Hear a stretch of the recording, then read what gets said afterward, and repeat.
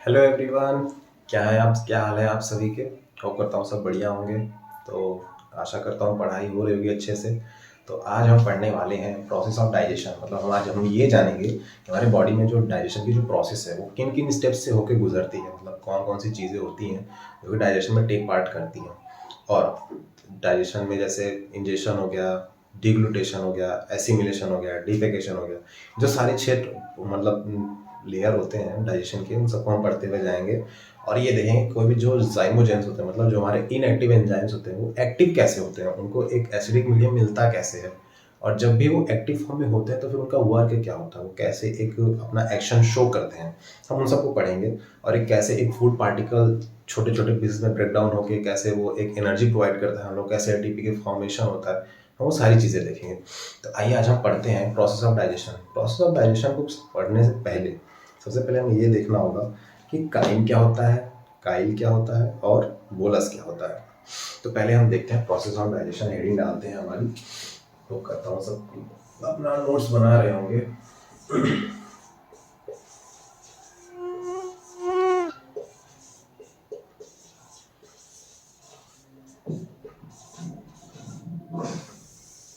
Process of digestion.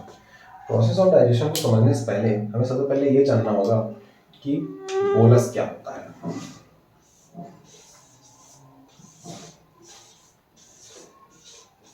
ठीक। Crime क्या होता है,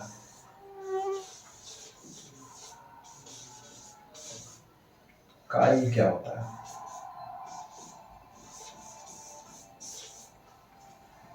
जिन लोगों को पता है वो फिर से कमेंट करके बताओ बोलस क्या होता है, काइम क्या होता है, काइल क्या होता है। ठीक। नहीं पता है तो मैं भी बताऊंगा, वो तो मैं बताऊंगा ही। और आप लोग कमेंट करके बताओ। तो 1 2 3 अब मैं बता रहा हूं। जब भी कोई फूड हमारे बक्कल कैविटी में सलाइवा के कांटेक्ट में रहता है तो उसे क्या बोलते हैं, बोलस। ठीक। जब भी कोई फूड पार्टिकल हमारे सलाइवा बक्कल कैविटी में होगा, जब भी हमारी बक्कल कैविटी उसको पीसेस में तोड़ रही होगी तो और वो उसमें सलाइवा मिक्स हो रहा होगा तो उसे हम क्या बोलेंगे, बोलस। और जब कोई फूड पार्टिकल, जब भी वो बोलस हमारे, हमने जब उसको डिग्लूटिनेट कर लिया, अब वो हमारे स्टमक में चला गया। अब वो कहाँ चला गया, हमारे स्टमक में। और स्टमक में क्या हुई, गैस्ट्रिक सिक्रेशंस हुई।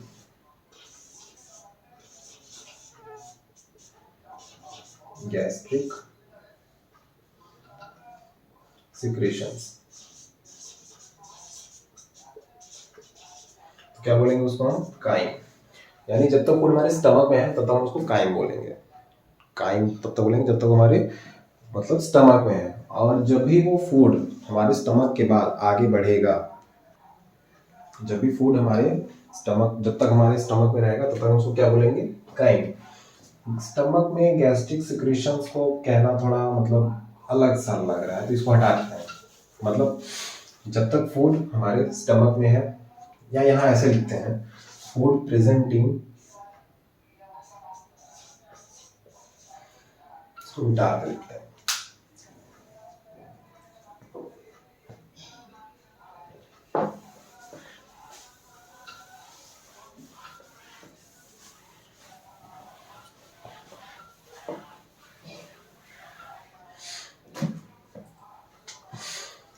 when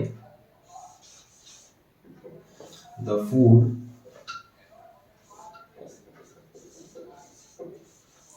present in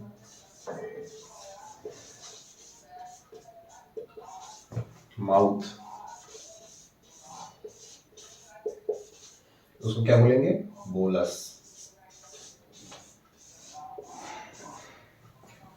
उसके बाद जब भी कोई फूड प्रेजेंट इन स्टमक हुआ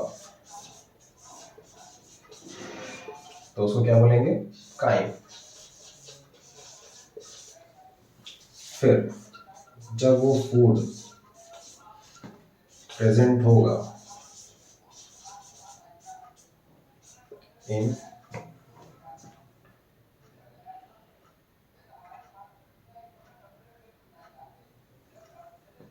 इंटेस्टाइन में।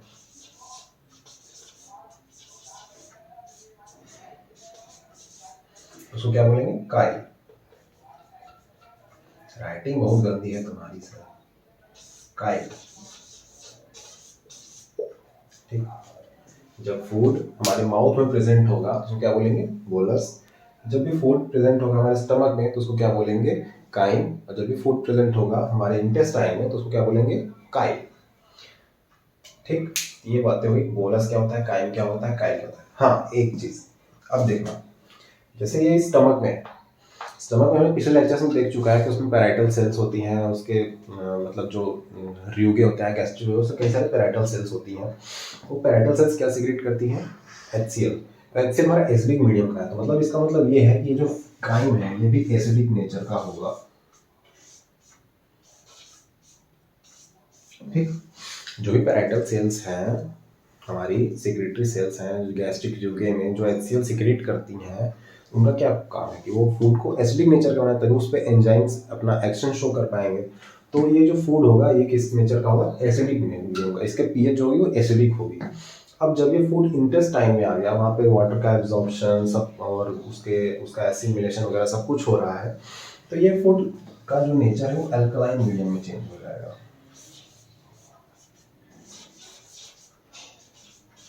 ठीक। तो ये जो काइल है ये हमारा अल्कलाइन नेचर का हो जाएगा। जो अगर जब तक फूड हमारे माउथ में प्रेजेंट है उसको बोलस कहेंगे, स्टमक में चला गया काइम हो गया, स्टमक में एसिडिक सिक्रीशन होती है इस वजह से वो क्या हो गया? एसिडिक नेचर का हो गया। अब जब वो फूड हमारा इंटेस्टाइन में ट्रेवल करने लगा तो उसको क्या बोलेंगे? काइल बोलेंगे। और वो काइल किस नेचर का हो जाएगा? अल्कलाइन मीडियम के हो जाएगा। और जब अल्कलाइन मीडियम का हो जाएगा तो अब इसको अब डाइजेस्ट करने के लिए कई सारे प्रोसेसेस होंगे। ये तो हमारे फूड के मतलब नाम होंगे कि किस फूड को, जो फूड हमारा जिस एरिया में प्रेजेंट है उसको किस नाम से डिनोट करेंगे। तो हम ये देखते हैं कि प्रोसेस ऑफ डाइजेशन क्या क्या होते हैं। जैसे पहला तो हो गया हमारा इंजेशन, को भी हम कोई फूड लिए उसको मुंह में लिए उसको चबाना स्टार्ट कर दिया तो हो गया हमारा इंजेशन। अब होता है डिग्लूटेशन, हम उसको चबाते चबाते चबाते चबाते उसको निगल गए। कभी कभी देखते हैं ना, कुछ देखते हैं तो चबाते चबाते वो पता नहीं कब अंदर चलाते पता ही नहीं चलता। ठीक। तो होता है डिग्लूटेशन। अब हम चबाते चबाते जब वो हमारे अंदर चला गया हमारे पेट में चला गया, अब उसका डाइजेशन होगा, सारे एंजाइम्स जितने भी ज़ाइमोजेंस हैं जो भी उसमें प्रोटीन लिपिड फैट जो भी होगा उसका डाइजेशन होगा, तभी तो उसको एसिमिलेशन होगा ताकि वो उससे एनर्जी हम लोग एब्जॉर्ब कर सके। तो अब उस फूड पे क्या होगा? डाइजेशन होगा। अब फिर वो फूड डाइजेस्ट होते होते होते होते हमारे इंटेस्टाइन में चली गई, हमारे डुओडेनम रीजन के कॉन्टेक्ट से होते होते हमारे इंटेस्टाइन में चली गई। अब वहाँ पे क्या होगा? एसिमिलेशन होगा, मतलब हमारे फूड में जो भी एनर्जी के जो सोर्स हैं जैसे प्रोटीन है फैट है और लिपिड है ये सारी चीज़ें हैं, तो उस फूड से अब उसको एक्सट्रैक्ट करने का काम हमारे स्मॉल इंटेस्टाइन में होगा। स्मॉल इंटेस्टाइन, फिर उसके बाद अब स्मॉल इंटेस्टाइन से भी अब आगे बढ़ गए, मतलब उस फूड से एब्जॉर्प्शन भी कर लिया हमने, एसिमिलेशन हो गया। अब उस फूड का क्या होगा कि डिफेकेशन होगा, मतलब अब वो फूड उसमें जो वेस्ट मटेरियल जो एब्जॉर्ब करने लायक नहीं है अब उनका क्या होगा? उनको स्टोर किया जाएगा हमारे बॉडी में और उनको फिर रिलीज किया जाएगा एट द जो भी हमारा टाइम है। ठीक।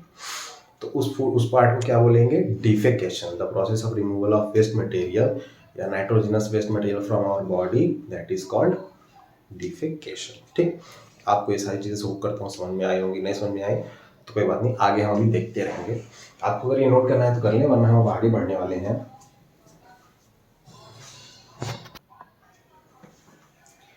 भाई हम अलग सर की तरह के बच्चों की तरह ये तो नहीं कह अलग सर की तरह ये तो नहीं कह सकते कि हाँ जो आलसी बच्चे हैं वो हमारा इस वेबसाइट पे जाके नोट्स डाउनलोड कर लें, इसलिए आपको नोट्स खुद बनाना पड़ेगा, कॉपी पेन लेके बैठा करें। तो अब हम पढ़ेंगे, अब जब भी हम कोई फूड खाते हैं तो उसमें कितने पार्ट्स होते हैं। जैसे देखिए कोई भी फूड पार्टिकल है, ठीक, उसमें ज़्यादा से ज़्यादा कितनी चीज़ें होंगी? 3 चीज़ें मेनली।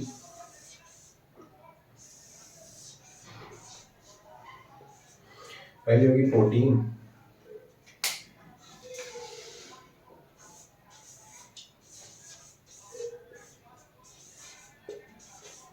दूसरी होगी फैट, तीसरी होगी कार्बोहाइड्रेट।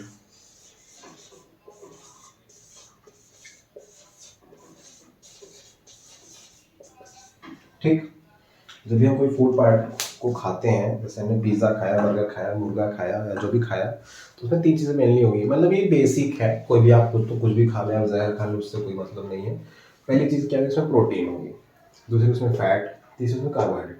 अब प्रोटीन का, फैट का, कार्बोहाइड्रेट का हमारे बॉडी में डाइजेशन कैसे होगा, हमने ले तो लिया, उसमें कौन कौन सारे एक्शंस होंगे हम ये देखने वाले हैं। तो मैं इसको मिटाने वाला हूँ, एक बार खाली ब्लैक बोर्ड से, वाइट बोर्ड से देखते हैं। तो सबसे पहले हम देखेंगे डाइजेशन ऑफ प्रोटीन। ठीक, क्या देखेंगे, डाइजेशन ऑफ, यार कैसी पेन रखते हो तो लोग, चल नहीं रहा, मार कर बताओ, लग रहा पानी है,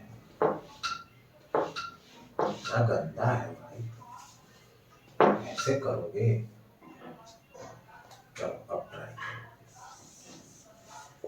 चल चल लो, ठीक आ गया चीज, डाइजेशन ऑफ प्रोटीन। दिख तो रहा होगा, वैसे मैं बोल रहा हूँ, सुन लीजिए। पहली चीज़ है डाइजेशन ऑफ प्रोटीन। प्रोटीन का डाइजेशन हमारी बॉडी में होगा कैसे। अब अगर हमने खाना खाया है, उसमें प्रोटीन होगा, प्रोटीन का डाइजेशन करने के लिए क्या होगा उस पर जितने भी हमारे जाइमोजेंस होते हैं वो फंक्शन करें। अब जाइमोजेन का भी फंक्शन करने का दो तरीका है। तरीका क्या, मतलब दो पार्ट है। पहला, जैसे ये कोई प्रोटीन ऐसे समझाते हैं, मतलब मान लीजिए ये कोई फूड पार्टिकल है, ठीक, इसमें प्रोटीन भरी हुई है, ठीक।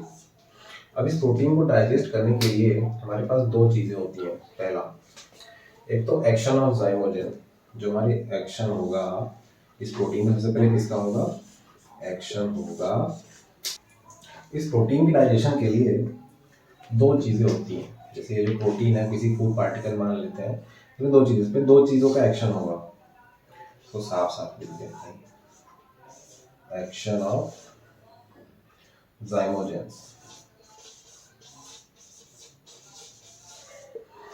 इतना तो सबको पता होना चाहिए कि जो जाइमोजेंस होते हैं, जो हमारे ग्लैंड्स होती हैं, वो जब भी कोई डाइजेस्टिव एंजाइम रिलीज करते हैं तो इनएक्टिव फॉर्म में होता है, क्योंकि अगर वो एक्टिव फॉर्म में रहे तो ग्लैंड को ही डाइजेस्ट कर देंगी, क्योंकि हमारी सारी बॉडी, पूरी बॉडी हमारी प्रोटीन की बनी हुई है। तो अब जब ये जाइमोजेंस जब एक्शन होगा तो ये दो दो ऑर्गन से मेनली होता है। ऑर्गन्स क्या, दो एरिया से। एक तो होगा वहां से जहां से गैस्ट्रिक जूस रिलीज हो,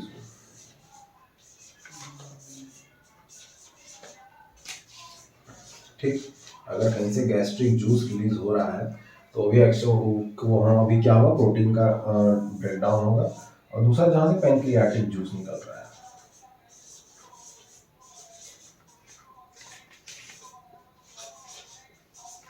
ठीक।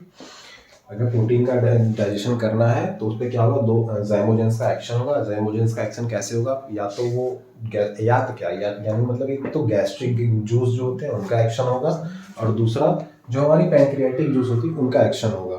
गैस्ट्रिक जूस में पहली चीज क्या होगी, पेप्सिनोजन, और दूसरी चीज होगी प्रोरेनिन।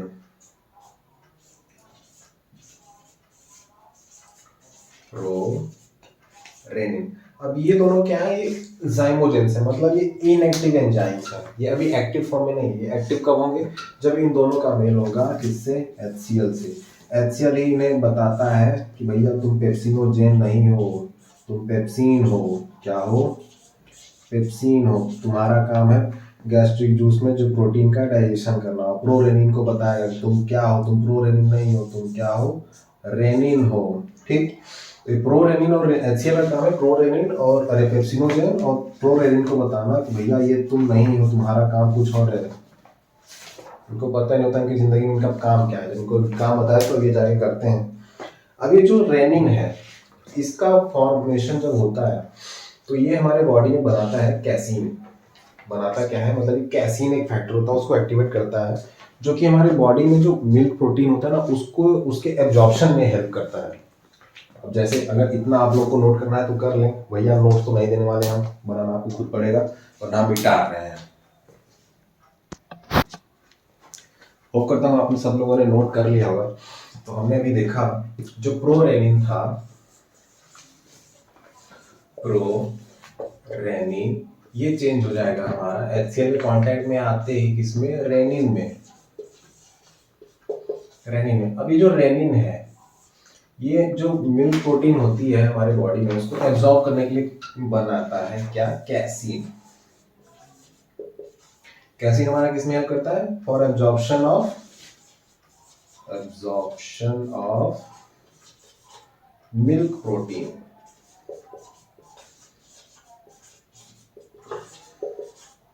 ठीक, अगर हमारी बॉडी में कैसीन है तभी मिल्क प्रोटीन का एब्जॉर्प्शन होगा, वरना नहीं होगा। अब जब ये मिल्क प्रोटीन इसके पास आएगा तो ये उसको डाइजेस्ट करके या एब्जॉर्ब करके किसे बनाएगा, कैल्शियम पैराकैसिनेट। ठीक, जब कैसीन होगा वो मिल्क प्रोटीन को जैसे ही पाएगा उसमें से कैल्शियम का, डॉक्टर दूध इसलिए पीने के लिए बोलता है कि उसके उसमें कैल्शियम होता है, ढेर एब्जॉर्ब करना है, ढेर हड्डी मजबूत होता है। तो कैल्शियम क्या करेगा, एब्जॉर्प्शन ऑफ मिल्क प्रोटीन करवाएगा, और उसमें वो मिल्क क्या करेगा, कैल्शियम पैराकैसिनेट में चेंज करके उसको एब्जॉर्बर फॉर्म में चेंज कर लेता है। ठीक, अब बात आती है हमारी कि पैंक्रियाटिक जूस में क्या क्या कंटेंट होता है। जैसे हमने गैस्ट्रिक जूस के कंटेंट देख लिए, पेप्सिनोजेन, प्रोरेनिन। वो जब HCl कंटेंट में आते हैं तो वो पेप्सिन और रेनिन के फॉर्म में चेंज हो जाते हैं। और रेनिन का फंक्शन है कि वो कैसीन मतलब एब्जॉर्प्शन ऑफ मिल्क प्रोटीन में हेल्प करता है। अब ये मिल्क प्रोटीन को जैसे ही वो कैल्शियम पैराकैसिनेट में चेंज करके एब्जॉर्ब करा देगा। तो अब हम देखते हैं कि पैंक्रियाटिक जूस का क्या फंक्शन है, क्या कंपोजिशन है। ठीक, नोट करना हो तो कर लें, तो नाम तो मिटारेंगे ही। वो करता हूँ, इस बार भी आप लोगों ने नोट कर लिया होगा। अब हम देखेंगे पैंक्रियाटिक जूस के बारे में। ठीक, पैंक्रियाटिक जूस के बारे में, इसके अंदर क्या क्या होता है। पैंक्रियाटिक जूस में क्या क्या होगा, पहली चीज तो होगी ट्रिप्सिनोजेन। जब भी एनसीईआरटी की बुक उठाएंगे तो पहले हम लोग को ये दिखता है, लास्ट में थोड़ा जाके लास्ट 1 2 3 पन्ने पे ट्रिप्सिनोजेन। नहीं समझ में नहीं आता भैया, है का ही। दूसरा है काइमोट्रिप्सिनोजेन।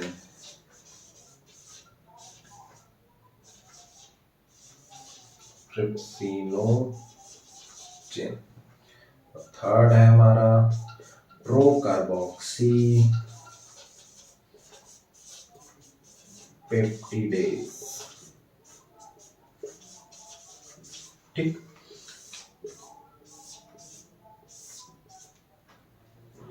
पहली चीज है हमारी ट्रिप्सिनोजेन, और दूसरी चीज है हमारी काइमोट्रिप्सिनोजेन, और तीसरी हमारी प्रोकार्बोक्सी पेप्टिडेज।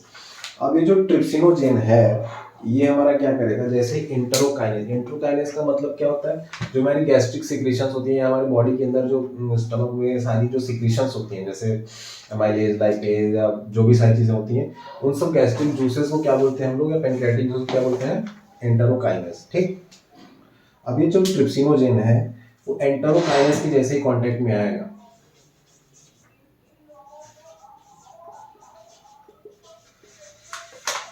ये किसमें चेंज हो जाएगा, ट्रिप्सिन में।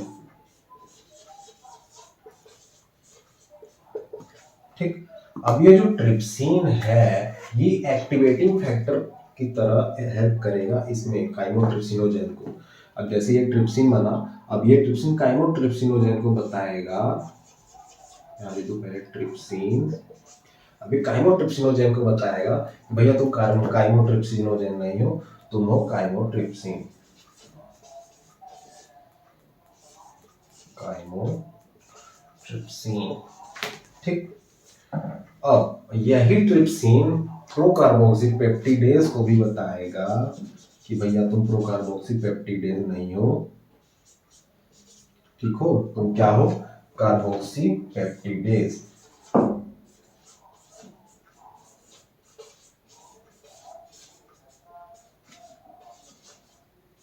ठीक, पहले जो ट्रिप्सिनोजेन होगा वो इंटरोकाइनेज के कांटेक्ट में आते किसमें बदल जाएगा, ट्रिप्सिन में। अब ये जो ट्रिप्सिन है वो एक्टिवेटिंग फैक्टर की तरह मदद करेगा किसमें, काइमोट्रिप्सिनोजेन में। अभी जो काइमोट्रिप्सिनोजेन को जाके बोलेगा तुम काइमोट्रिप्सिनोजेन नहीं हो, तुम हो काइमोट्रिप्सिन। अब फिर यही ट्रिप्सिन जाके इसको भी बोलेगा प्रोकार्बोक्सी पेप्टिडेज को कि तुम प्रोकार्बोक्सी पेप्टिडेज में तुम क्या हो, कार्बोक्सी पेप्टिडेज। तुम्हारे जीवन का अस्तित्व कुछ और है, तुमको बाहर उठा के फेंकना है। ठीक, अब बात आती है, और इस पैंक्रियाटिक जूस में क्या क्या होगा, इसमें ट्रिप्सिनोजेन है, काइमोट्रिप्सिनोजेन है, प्रोकार्बोस्पेटेज, इसमें एमाइलेज, लाइपेज और भी सारी चीज़ें होती हैं। सबका एक्टिवेटिंग फैक्टर यही सब होता है। तो हम थोड़ा आगे बढ़ते हैं और देखते हैं कि और इसमें क्या क्या चीज़ें हैं। तब तक आप लोग नोट करना चाहें तो कर लें, वरना हम तो आगे बढ़ रहे हैं भाई, हम नोट्स नहीं देने वाले। हमने ये तो देख लिया कि कंपोजिशन क्या है पैंक्रियाटिक जूस का। तो हम देखते हैं कि ये होगा कैसे, प्रोटीन का डाइजेशन जो हम लोग देख रहे हैं वो होगा कैसे, मतलब कि how the hell this happens, मतलब ये प्रोटीन का जो डाइजेशन है अब ये होगा कैसे। एनसीईआरटी में बस एक लाइन लिखी हुई, एक क्या 3 लाइन लिखी वैसे ऊपर वाले पैराग्राफ में, कि जब जो प्रोटीन है वो इंटेस्टाइन्स में पहुंचती है तो उसके ऊपर प्रोटियोलिटिक एंजाइम्स वर्क करती है पैंक्रियाटिक जूस की, और उसको वो अपना एक्शन शो करके उसको चेंज करती है डाइपेप्टाइड्स में। इसको थोड़ा सिंपलर वे में देखते हैं। जैसे हम मान लेते हैं यहाँ पे कोई प्रोटीन है या प्रोटीन का कोई टुकड़ा है, ठीक, इसको हमने खाया, ये पहुंच गया हमारे इंटेस्टाइन्स में, इसके ऊपर गैस्ट्रिक जूसेस ने अपना एक्शन शो किया, गैस्ट्रिक जूसेस ने, ठीक, जिसमें से पेप्सिन थी, पेप्सिन का पीएच लगभग 2 से 3 होता है, क्या होता है, 2 से 3, ठीक। अब ये जो पेप्सिन जब इसके ऊपर अपना एक्शन शो करेगी तो इसको ब्रेक डाउन कर दी प्रोटीएज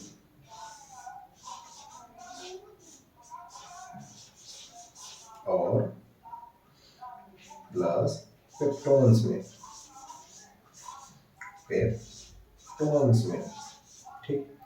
अब जब इसको प्रोटीएज मतलब जो ये प्रोटीन है ये पार्शियली हाइड्रोलाइज्ड है, मतलब पूरी तरह हाइड्रोलाइज नहीं हुआ, पार्शियली हाइड्रोलाइज्ड है, इसलिए इसमें थोड़ा थोड़ा कहीं कहीं प्रोटीन भी रहता है, ठीक। तो प्रोटीन तो है ही, बस प्रोटीएज और पेप्टोन्स भी है। अब इन प्रोटीएज और पेप्टोन्स में जब रहेंगे तो इनके ऊपर कौन कौन सी प्रोटियोलिटिक एंजाइम इनका अपना एक्शन शो करेगी, वही भी हमने देखा था पैंक्रियाटिक जूस के कंटेंट में। उसमें कौन सी होगी, ट्रिप्सिन, ऐसे नहीं लिखते हैं, ऐसे थोड़ा हार्ड लगेगा, ऐसा लगेगा एनसीईआरटी ही छाप दी। तो इसके ऊपर काम करेगी अपना ट्रिप्सिन, काइमोट्रिप्सिन,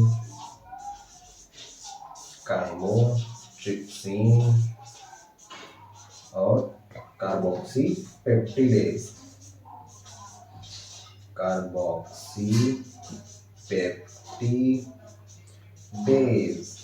ठीक। ये इन सबको चेंज कर देगी किसमें, ये सारे इन सबको चेंज कर देंगे डाइपेप्टाइड्स में, ठीक, किसमें, डाइपेप्टाइड्स में,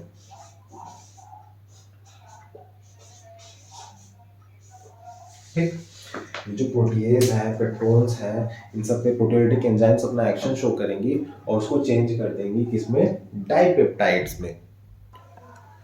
अब ये जो ट्रिप्सिन है, ठीक, ये जो ट्रिप्सिन है ये क्या काम करेगा, यहाँ पे जो रिमेनिंग, यहाँ लिख दे रहा हूँ अलग पेन से, रिमेनिंग प्रोटीन होगी, उसको क्या करेगी, ये जो ट्रिप्सिन है वो फर्दर इसको ब्रेक डाउन कर देगा कि इसमें प्रोटीएज और पेप्टोन्स में,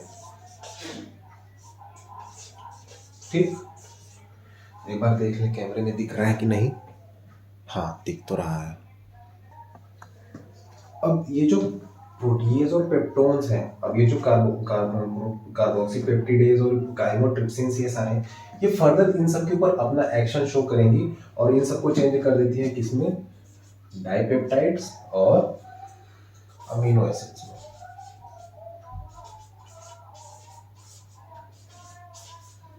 ठीक। ये दोनों क्या है, सिंपल एब्जॉर्बेबल फॉर्म ऑफ क्या है, प्रोटीन है, ठीक। मैं फिर से बार रिपीट कर देता हूँ, प्रोटीन हुआ, इसके ऊपर गैस्ट्रिक जूस ने अपना एक्शन शो किया, उसमें पेप्सिन थी, पेप्सिन ने अपना जिसका पीएच 2 से 3 होता है वो एक्शन शो किया, उसने प्रोटीन को किसमें किसमें तोड़ दिया, प्रोटीएज और पेप्टोन्स में, ठीक। पार्शियली हाइड्रोलाइज्ड है, पूरी तरह हाइड्रोलाइज्ड नहीं है, इसमें कुछ रिमेनिंग प्रोटीन बच जाएगी। अब ये जो प्रोटीएज और पेप्टोन्स हैं ये ट्रिप्सिन, काइमोट्रिप्सिन और कार्बोक्सीपेप्टिडेज जो कि प्रोटियोलिटिक एंजाइम्स है, इन सब के एक्शंस के कारण इन प्रोटीन ये जो है ये इसके ऊपर एक्शन अपना शो करेंगी और इसको चेंज कर देंगी किसमें, डाइपेप्टाइड्स और अमीनो एसिड्स में। ठीक, अब जो रिमेनिंग प्रोटीन्स हैं, ठीक, जो बची हुई प्रोटीन्स हैं, इनके ऊपर ये जो प्रोटीज और पेप्टोन्स हैं, ठीक, जो रिमेनिंग प्रोटीन है उनके ऊपर फिर से काइमोट्रिप्सिन और ये कार्बोक्सीपेप्टिडेज अपना एक्शन शो करेंगे और इनको फर्दर अपना इसको ब्रेक डाउन कर देंगे किसमें, प्रोटीज और पेप्टोन्स में। ठीक, फिर इन सब का भी फिर से वही हाल होगा जो इन सब का हुआ है। ठीक, जो ट्रिप्सिन है वो इन दोनों रिमेनिंग प्रोटीन को इन दोनों पार्ट में तोड़ दे, फिर काइमोट्रिप्सिन और कार्बोक्सीपेप्टिडेज इन सबको डाइपेप्टाइड्स और अमीनो एसिड्स में तोड़ देंगे, ब्रेक डाउन कर देंगे और ये हो जाएगी simple absorbable form of protein. ठीक, प्रोटीन डाइजेस्ट हो गया, अब ये एब्जॉर्ब हो गया। अब हम फर्दर आगे देखते हैं। अब इन सब के ब्रेक डाउन के बाद, एब्जॉर्बेबल फॉर्म के बाद जो हमारा बचा क्या, डाइपेप्टाइड्स, अमीनो एसिड्स और पेप्टोन्स, इन सब का भी फर्दर ब्रेक डाउन होगा। क्या बच्चा, पहले हमारे पास, मैं फिर से लिख देता हूँ, डाइपेप्टाइड्स,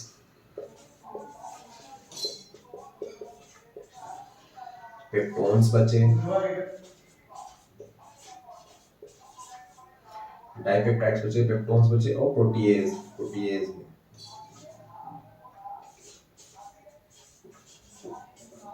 ये सब हमारे जो बचे हुए थे मतलब अमीनो एसिड्स में।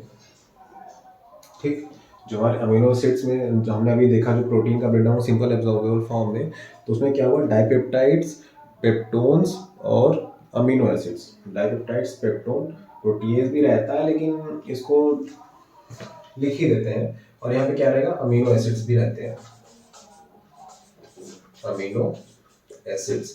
इन सब के ऊपर फर्दर एक्शन होगी इसका, उन सारी एंजाइम्स का, और वो इन सबको किस में चेंज करेंगे, और किस में चेंज करेंगे इसको, अमीनो एसिड्स को, ये सारी जो डाइपेप्टाइड्स हैं, प्रोटियोसिस, पेप्टोन्स हैं, इन सब के ऊपर किसका एक्शन होगा, अमीनो पेप्टिडेज और डाइपेप्टाइड्स का।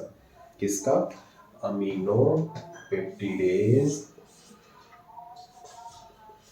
अमीनो पेप्टिडेज, पेप्टिडेज, डाइपेप्टाइड्स का।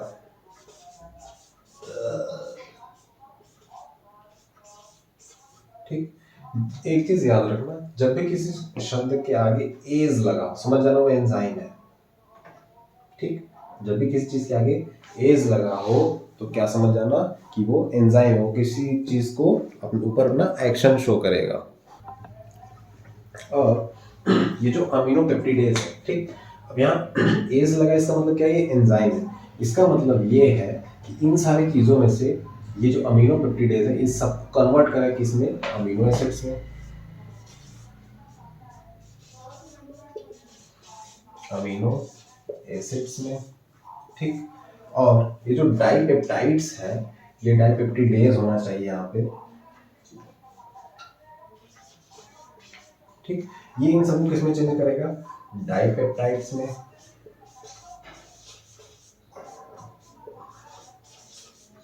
और अमीनो एसिड्स में।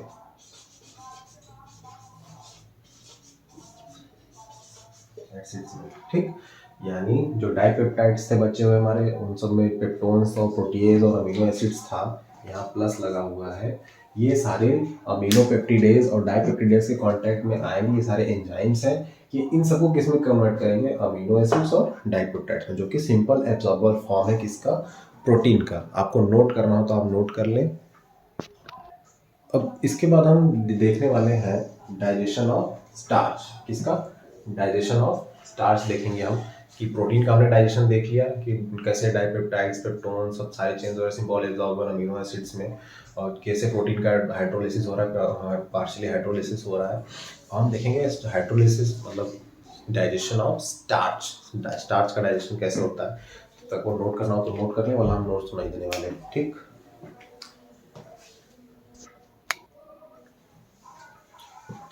अब हम देखेंगे डाइजेशन ऑफ स्टार्च। ठीक, क्या देखेंगे, डाइजेशन ऑफ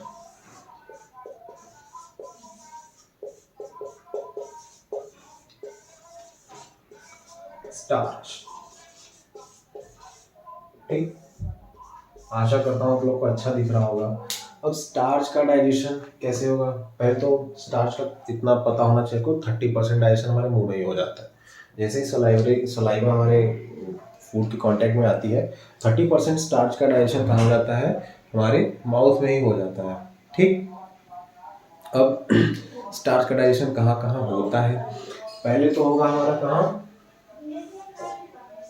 माउथ में। फर्स्ट लिख दे रहा हूँ यहाँ पे। ठीक। पहले कहाँ होगा? माउथ में। और दूसरा कहाँ होगा? कहाँ होगा? डुओडेनम में। ठीक।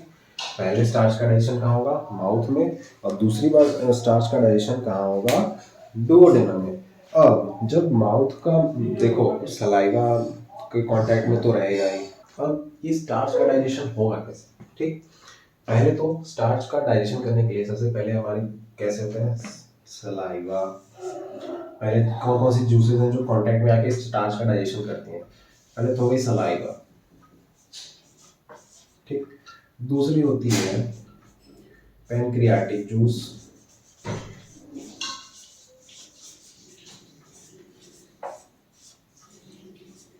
और तीसरी होती है इंटेस्टाइनल जूस।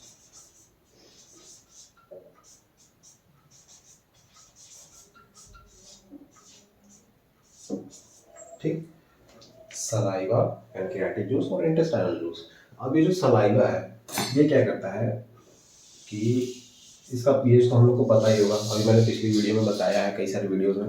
तब आप लोग कमेंट करके बताएं सलाइवा का पीएच कितना होगा, जल्दी बताएं। ठीक। होप करता हूँ आप लोगों ने बता दिया होगा। नहीं बताया कोई बात नहीं, हम लोग बताएंगे, हम लोग बताने के लिए आएंगे। इसका पीएच लगभग 6.8 होता है। ठीक। क्यों? क्योंकि स्लाइटली अल्कलाइन होता है। ठीक। अब सलाइवा क्या करेगा? जो पॉलीसेकेराइड्स होते हैं,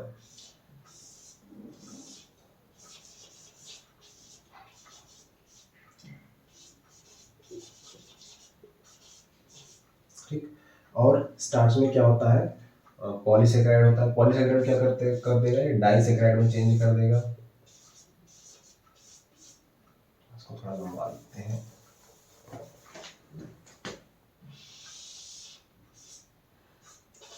डाइसेकेराइड में। ठीक। किसके प्रेजेंस में? In the presence of salivary amylase. किसमें? Salivary amylase. मैं लिख देता हूँ सलाइवरी एमाइलेज। ठीक। जो पॉलीसेकेराइड होता है स्टार्च में, सलाइवा में जो सलाइवरी एमाइलेज होता है, ये एक एंजाइम है। ये पॉलीसेकेराइड को किसमें चेंज कर देगा? डाइसेकेराइड में। ठीक। अब और उसके बाद स्टार्च में क्या क्या चीजें होती हैं? स्टार्च में हमारा पॉलीसेकेराइड जो होगा सलाइवरी एमाइलेज के कांटेक्ट में आते ही कि सलाइवा जो हमारा सलाइवरी जूस से निकलेगा, इसमें क्या क्या होता है? मतलब सलाइवरी एमाइलेज, स्टाइलिंग, ये सारी चीजें होती हैं। ये पॉलीसेकेराइड जो भी होंगे उस फूड में या स्टार्च में, उन सबको डाइसेकेराइड में चेंज कर देगा। और जितने भी स्टार्च होंगे ये माल्टोज में चेंज कर देगा। ठीक। ये सारे जो चीजें हैं, ये डाइसेकेराइड, ये माल्टोज, ये सब simple absorbable form of starch है। ठीक। इसी फॉर्म में स्टार्च एब्जॉर्ब होगा हमारे बॉडी में, और किसी जरिए एब्जॉर्ब नहीं हो सकता। ठीक। आशा करता हूँ आप लोग को इतना समझ में आया ही होगा। अब बात आती है पैनक्रियाटिक जूस की, कि पैनक्रियाटिक जूस कैसे स्टार्च का डाइजेशन करेगा। ठीक। तो जैसा कि हमें पता है कि पैनक्रियाटिक जूस का जो पीएच होता है वो कितना होता है, या शायद 7 से 8 के बीच में रहता है। ये क्या करेगा? स्टार्च को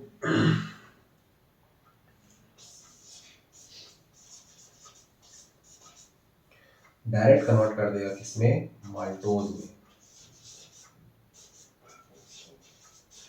ठीक। स्टार्च को किसमें कन्वर्ट कर देगा? माल्टोज में, इन द प्रेजेंस ऑफ क्या? Pancreatic amylase. ठीक। क्या? Pancreatic amylase. ये सब हमने पढ़ रखा है हर चीज की कंपोजिशन में। ठीक। जब भी एमाइलेज की बात आए वो स्टार्च को वो समझ लेना, ए जहाँ लगा हो समझ लेना वो एंजाइम है, वो किसी चीज को कन्वर्ट करने का काम कर रहा है। ठीक, पैंक्रियाटिक जूस में जो जब कांटेक्ट में स्टार्च आएगा तो क्या करेगा, पैंक्रियाटिक एमाइलेज इसमें एक एंजाइम होती है पैंक्रियाटिक जूस में, वो स्टार्च को डायरेक्टली किसमें चेंज कर देगा, माल्टोज में। ठीक, अब बात आती है कि ये जो हमने सलाइवा का देखा था यहाँ पे कि सलाइवा हमारे माउथ पार्ट में, जैसे मैंने बताया कि 30% का डाइजेशन यही माउथ में हो जाता है। ठीक, बाकी 70% ये कर देता है पैंक्रियाटिक जूस, और थोड़ा मोड़ा जो बच गया वो इंटेस्टाइन अपना इंटेस्टाइनल जूस सेक्शन को शो करके कर ही देते हैं। इंटेस्टाइनल जूस में जो सक्कस एंट्रिकस होता है, इंटेस्टाइनल जूस को हम लोग क्या कहते हैं, सक्कस एंट्रिकस, सक्कस एंट्रिकस। ये क्या करेगा, पहले मैं देख लूं वीडियो में दिख रहा है कि नहीं, दिख तो रहा है। इस सक्कस एंट्रिकस में क्या होता है, माल्टेज होता है। मैं इसको मिटा के फिर से लिख दूं तो हमारे इंटेस्टाइनल जूस में क्या होता है, इंटेस्टाइनल जूस में क्या होता नहीं है, क्या बात करता है मास्टर, इंटेस्टाइनल जूस को हम लोग क्या बोलते हैं, सक्कस एंट्रिकस, सक्कस एंट्रिकस ही तो बोलते हैं। तो नया क्या बता रहे, हम नया कुछ नहीं बता रहे हैं बच्चों, हम बस वही बता रहे हैं जो आपके मास्टर आपको अच्छे से नहीं समझा पाते हैं। तो जो सक्कस एंट्रिकस होता है इसमें एक एंजाइम होती है माल्टेज, फिर से एज, हाँ माल्टेज, जहाँ जहाँ एज है वो क्या है,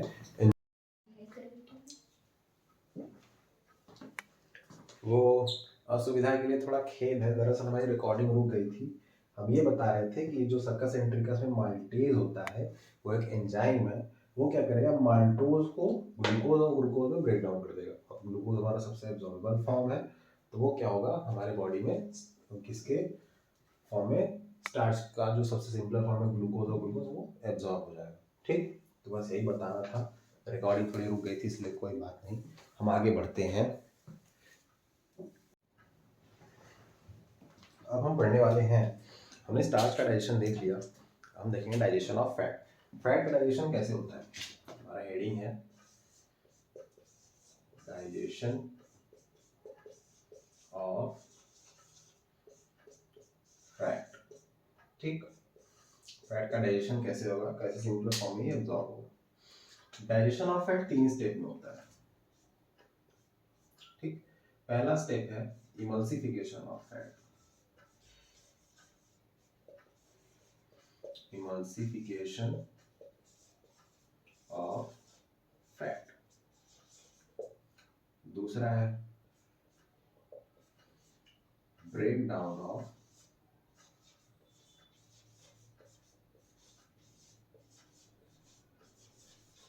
ट्राइग्लिसराइड्स, ट्राइग्लिसराइड्स। ठीक, तीसरी स्टेप होती है हमारी फॉर्मेशन ऑफ मिसल्स। ठीक, मिसल्स यानी झाग, बुलबुला जो बुजबुजी होता है वो। ठीक, इमल्सिफिकेशन ऑफ फैट मतलब जब भी जो भी फैट होगा हम लेंगे, पहले उसका इमल्सिफिकेशन होगा, इमल्सिफिकेशन और फिर उस फैट को उसमें जो ट्राइग्लिसराइड्स बनेंगे, ट्राइग्लिसराइड्स का ब्रेकडाउन होगा, फिर उस ट्राइग्लिसराइड्स के ब्रेकडाउन के बाद मिसल्स का फॉर्मेशन होगा जो कि सिंपल एब्जॉर्बल फॉर्म है फैट का। अब एक एक करके इनके बारे में पढ़ते हैं, मैं मिटा दूं इसको। पहले देखते हैं इमल्सिफिकेशन ऑफ फैट।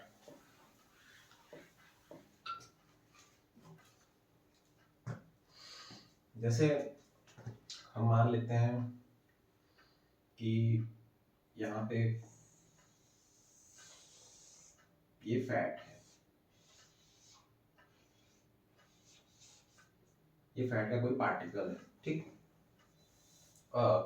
जब भी ये जाएगा इसके ऊपर कौन कौन सी चीजें अटैक करेंगी, पहले तो बाइल जूस,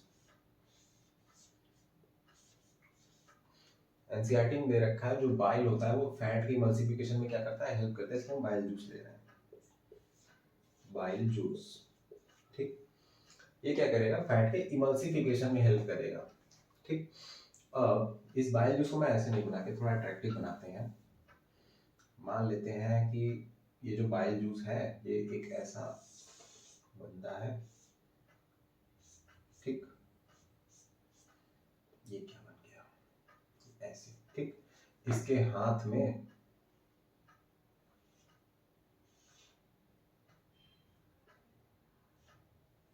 ये बहुत ही डेंजर आदमी है। ये क्या करेगा, हथौड़ा लेके घूमता रहता है।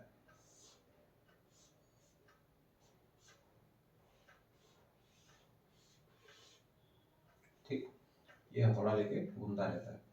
ये जहां भी फैट के मॉलिक्यूल्स को देखेगा उसको क्या करेगा, ब्रेक कर देगा। इसके साथ एक चीज और होती है, ये जो इसका हथौड़ा है ना, इसको लेसिथिन बोलते हैं, लेसिथिन। ठीक, बाइल क्या है, ये इंसान है, और लेसिथिन क्या है, ये इसका हथौड़ा, थॉर का हथौड़ा।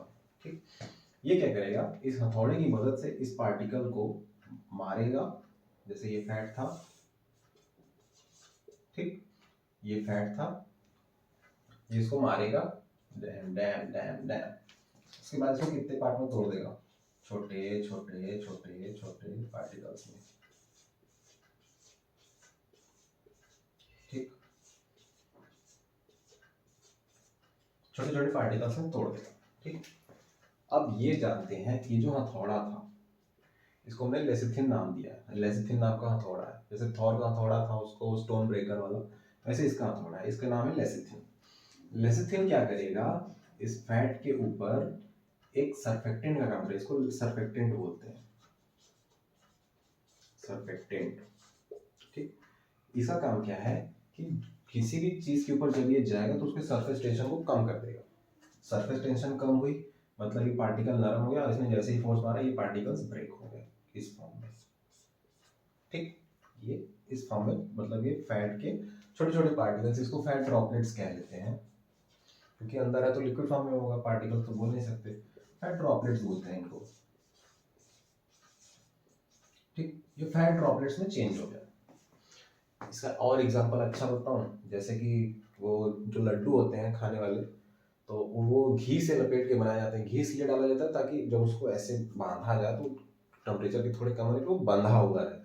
अगर उस उन पार्टिकल्स के मतलब उस मीठे में से घी को निकाल दिया जाए तो बिखर जाएंगे, मतलब कुछ ऐसी मतलब बॉन्ड नहीं रहेगी जो उन सारे पार्टिकल्स को पकड़ के रखे। घी वही काम करता है उन सबको बांधने वाला।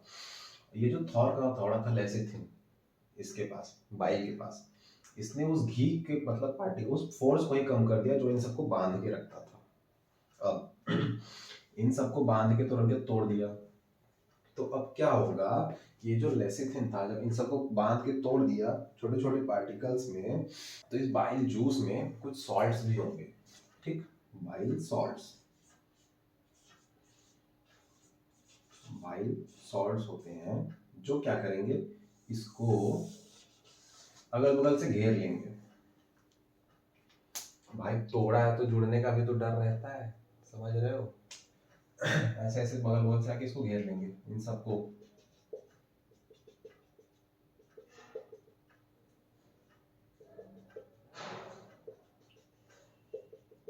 ठीक, ऐसे ऐसे बगल से सबको घेर लेंगे।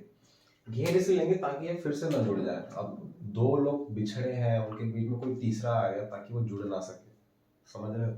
वही सेम चीज यहाँ, तो ये बाइल सॉल्ट्स क्या करेगा, इन सबको घेर लेगा, इन सबको जुड़ने नहीं देगा। तो इस तरह जो फैट होगा वो छोटे छोटे पार्टिकल्स में जब ब्रेक हो जाएगा तो उसके बाद क्या होगा कि जो बाइल सॉल्ट्स, बाइल जूस में जो लाइपेज होता है, ठीक, क्या होता है लाइपेज, वो इस पे अभी एक्शन शो नहीं कर पाएगा, फैट पे अभी एक्शन शो नहीं करता। ठीक, तो अब जो लाइपेज होगा वो इन सब पे एक्ट करेगा, उसके बाद क्या होगा, एक्टिवेशन ऑफ लाइपेज हो जाएगा, लाइपेज इस पे अपना एक्शन शो कर देगा।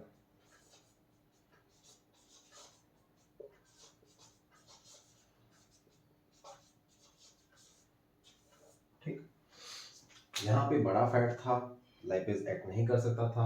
अब उसके ऊपर बाइल जूस ने, लेसिथिन ने, बाइल सॉल्ट्स ने, सबने अपना काम कर दिया। अब लाइपेज एक्टिवेट हो जाएगा, अब लाइपेज अपना काम करेगा। इतना अगर आपको नोट करना है तो कर लें। अब इसके बाद हम अगला मतलब पॉइंट देंगे कि फॉर्मेशन ऑफ ट्राइग्लिसराइड्स कैसे होता है, ठीक, sorry, break down of triglycerides कैसे होता है। यहाँ एक्टिवेशन ऑफ लाइपेज हो गया, और लाइपेज एक्टिवेशन की अब इसके बाद इसका फर्दर एक स्टेप होगा जिसको बोलते हैं ब्रेक डाउन ऑफ ट्राइग्लिसराइड्स। अब ब्रेक डाउन ऑफ ट्राइग्लिसराइड्स कैसे होगा वो देखते हैं, पहले मैं डाल लूँ इसको, होप करता हूँ आपने नोट किया होगा। अब दूसरा टॉपिक देखते हैं, ब्रेक डाउन ऑफ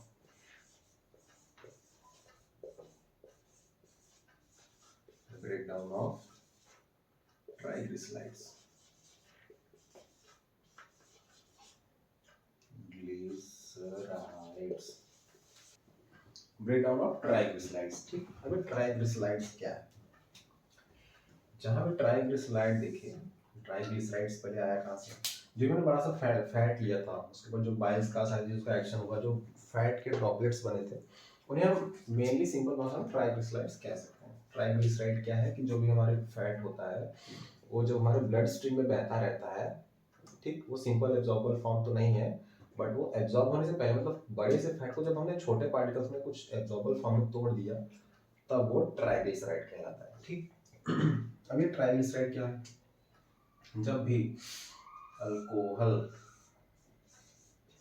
अल्कोहल और लॉन्ग चेन ऑफ कार्बन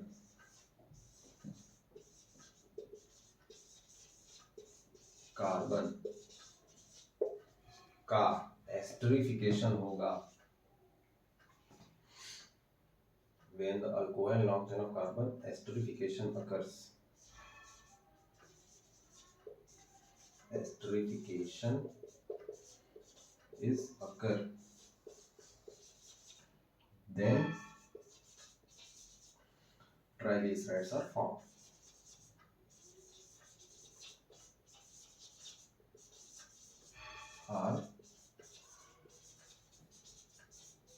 ठीक, जब अल्कोहल का और लॉन्ग चेन ऑफ कार्बन का एस्टरिफिकेशन होगा तो क्या होगा, ट्राइग्लिसराइड्स बनेंगे यहाँ, ठीक।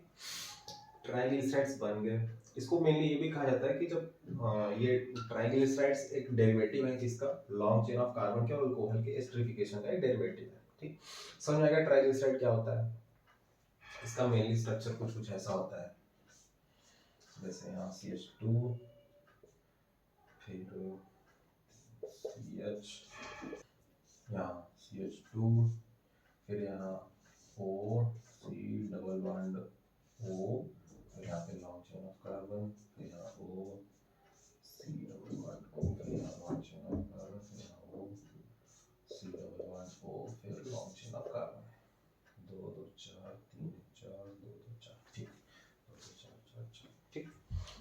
ये हमारा कुछ स्ट्रक्चर होता है किसका, ट्राइग्लिसराइड्स का, इसको क्या बोलेंगे, ट्राइग्लिसराइड्स, ऐसा कुछ स्ट्रक्चर होता है, उसका मॉलिक्यूलर स्ट्रक्चर होता है ट्राइग्लिसराइड्स का। अब जब अल्कोहल और लॉन्ग चेन ऑफ कार्बन का एस्टरिफिकेशन हो गया, ट्राइग्लिसराइड्स बन गए, उनका स्ट्रक्चर हमने देख लिया, अब देखते हैं कैसे कैसे सारी चीजें काम करती हैं, नोट कर लें वरना हम मिटा रहे हैं। अब जैसे जैसे फैट वाले एग्जांपल था वैसे लेते हैं, जैसे मान लीजिए फैट का ब्रेकडाउन हुआ, ट्राइग्लिसराइड्स बने, अब यहाँ पे है हमारे ट्राइग्लिसराइड्स,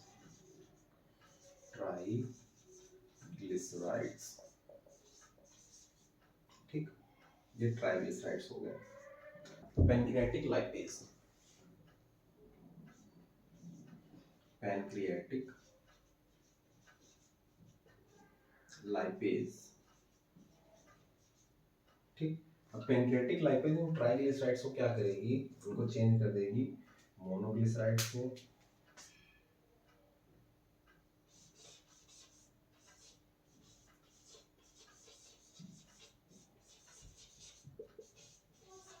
ठीक। डाइग्लिसराइड्स और मोनोग्लिसराइड्स का मतलब ज्यादातर आप सर्च करें तो मोनोग्लिसराइड और फ्री फैटी एसिड दिखाएगा, बट यहाँ डाइग्लिसराइड्स ही बनते हैं, मोनो बहुत कम बनता है, मेनली बनता है डाइग्लिसराइड,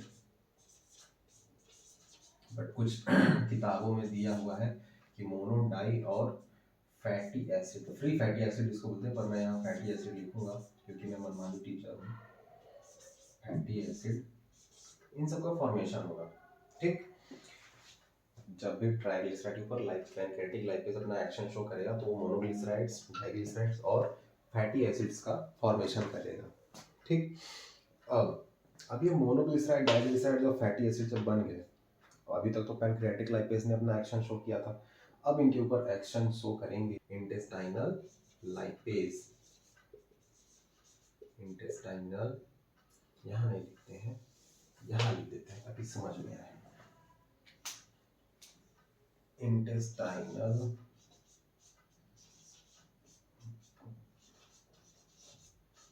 लाइपेज, इनके ऊपर धावा बोलेगा, डंडा लेके दौड़ाएगा मारने को। ठीक। पहले ट्राइग्लिसराइड्स के ऊपर पैनक्रियाटिक लाइपेज ने अपना एक्शन शो किया, फिर उसके बाद उसको मोनोग्लिसराइड, डाइग्लिसराइड और फैटी एसिड में चेंज किया। अब उनके ऊपर इंटेस्टाइनल लाइपेज अपना एक्शन शो करेगा, और ये जो डाइग्लिसराइड्स हैं इनको चेंज कर देगा मोनोग्लिसराइड।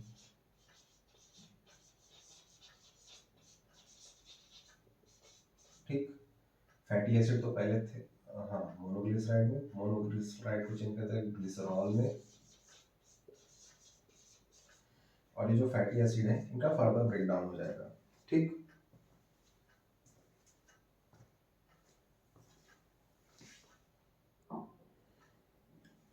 ठीक। अब ट्राइग्लिसराइड्स के ऊपर पैनक्रियाटिक लाइपेज ने अपना एक्शन शो किया, उसका पीएच हमने बता रखा है। फिर मोनोग्लिसराइड्स और फैटी डाइग्लिसराइड फैटी एसिड का फॉर्मेशन हुआ, अब इनके ऊपर इंटेस्टाइनल लाइपेज अपना एक्शन शो करेगा, फिर इन सबको चेंज करना है ग्लिसरॉल में, और उसके बाद मोनोग्लिसराइड्स में। ठीक। ग्लिसराइड्स नहीं कहेंगे, मॉलिक्यूल सिंगुलर कहाँ होता है, मास्टर की तो ले लेंगे इसे। ठीक। अब हम तीसरा स्टेप देखते हैं, फॉर्मेशन ऑफ मिसल्स कैसे होता है। नोट करना हो तो कर लें, वरना हम तो मिटा देंगे। और हम देखने जा रहे हैं तीसरा स्टेप। पहले के 2 स्टेप हो गए, तीसरा स्टेप है फॉर्मेशन ऑफ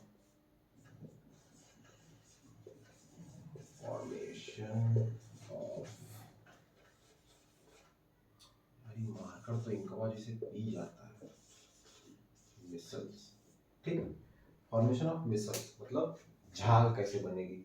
जो हम फैट लेते हैं, आपको जान के ये बहुत ही नया सा लगेगा, बट जब भी हम कोई फैट लेते हैं तो वो जब हमारी बॉडी में एब्जॉर्बल फॉर्म में जाने लगता है ना, तो हमारे जो बॉडी में है उसकी ना बहुत सारी झाग बन जाती हैं। ठीक। तो जो फैट होता है उनकी हमारे इंटेस्टाइन में, स्मॉल इंटेस्टाइन में झाग बनती है, तो बहुत ज़्यादा नहीं बनती, बट मतलब ऐसे बुलबुली टाइप, बबल्स टाइप ऐसे बनते हैं। तो कोई बहुत बड़ी चीज़ नहीं है, होता ही है, जब भी हम फैट लेते हैं, घी बटर जब भी खाएंगे तो होता है। तो फॉर्मेशन ऑफ मिसल्स, अब वो मिसल्स ही फर्दर हमारे ब्रेक डाउन में जाता है और फैट का एब्जॉर्प्शन कराता है। कैसे देखते हैं। वहां पे अभी जो सेकेंड स्टेप में हमारे मोनोग्लिसराइड्स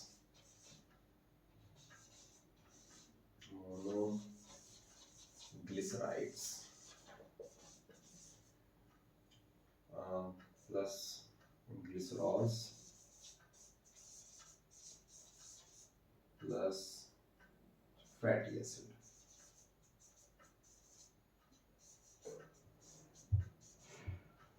ठीक।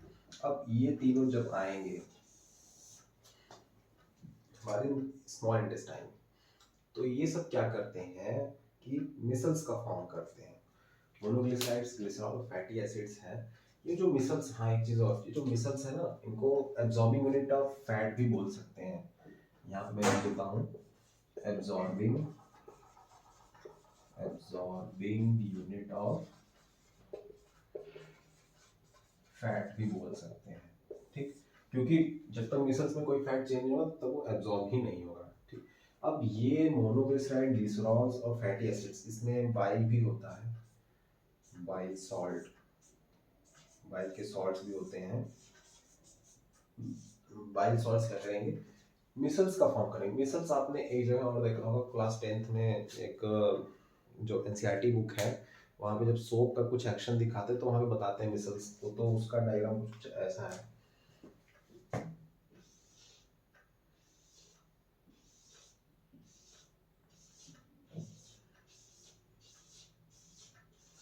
शायद आपने पढ़ा हो तो आपको याद हो। उसका हेड, उसका टेल सब बताते हैं, मुझे तो याद नहीं है, हम तो भैया भूल गए हैं। जिसे याद हो कमेंट करके एक बार याद दिला दें। ठीक, ऐसा कुछ मिसल्स बनाते हैं, इसको क्या बोलते हैं, मिसल्स। मिसल्स, ठीक, इसे मिसल्स बोलते हैं। अब जब ये monoglyceride, glycerol, fatty acids, bile salt सब मिलके मिसल्स बनाएगा। फैट कभी भी मिसल्स के फॉर्म में डायरेक्टली एब्जॉर्ब नहीं होता। ठीक ये जो भी मोनोग्लिसराइड्स हैं, ग्लिसरॉल्स हैं, फैटीज जो ट्राइग्लिसराइड से आए हैं, तो डायरेक्ट पहले जो ट्राइग्लिसराइड था वो अब डायरेक्ट एब्जॉर्ब नहीं होगा। वो पहले मोनोग्लिसराइड, ग्लिसरॉल और फैटी एसिड्स में तोड़ेगा, फिर इन सबको तोड़ मरोड़ के जोड़ेगा।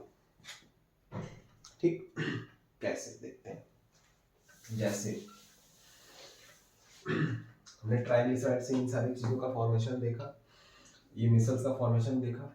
ये मिसल्स क्या है, इन सब का एक ग्रुप है, मतलब मोनोग्लिसराइड, ग्लिसरॉल और फैटी एसिड, बाइल सॉल्ट सब मिला के ये जो मिसल्स थे अभी बनाए थे हम, वो बनाए। अब सबसे पहले मान लेते हैं ये हमारी इंटेस्टाइन की एपिथेलियल लेयर है, सबसे अंदर वाली। और यहाँ पे हमारा ये जो मिसल्स था ये है।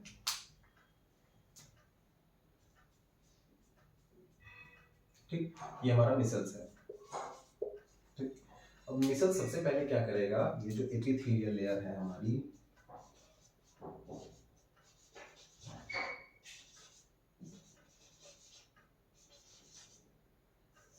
सबसे पहले क्या करेगा, इसमें एब्जॉर्ब होगा। ठीक, ये मिसल्स इस एपिथेलियल लेयर में एब्जॉर्ब होगा। अब एपिथेलियल लेयर में एब्जॉर्ब होने के बाद वो फिर भी ब्लड स्ट्रीम में नहीं जाएगा। और हमने डाइजेशन और एब्जॉर्प्शन, हमने ये शायद मैंने नहीं बताया होगा या बताया होगा, इस इंटेस्टाइन जब मैंने बताया है तो मैंने बताया होगा कि उसमें एक चीज आती है लैक्टियल्स, या आपको ये भी पता होगा कि जो भी हमारे गैस्ट्रिक ल्यूगेस या इंटेस्टाइन में जो भी चीजें होती हैं वहाँ पे लिम्फ वेसल्स होती हैं। जैसे कि यहीं पे देखते हैं हम, इंटेस्टाइन के जस्ट नीचे हमारी मान लेते हैं ये लिम्फ वेसल है, और यहाँ पे इसके अगल बगल हमारी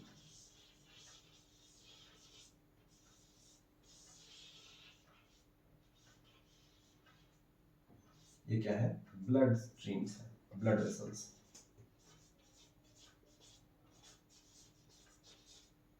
ये वाला थोड़ा गंदा लग रहा है, इसको मिटा देते हैं। ठीक, ये हम फिर से बनाते हैं, मजा नहीं आ रहा है। जैसे मान लेते हैं ये हमारी लैक्टियल्स या लिम्फ वेसल्स, ये हमारी लिम्फ वेसल है। इसके अगल बगल क्या होगा,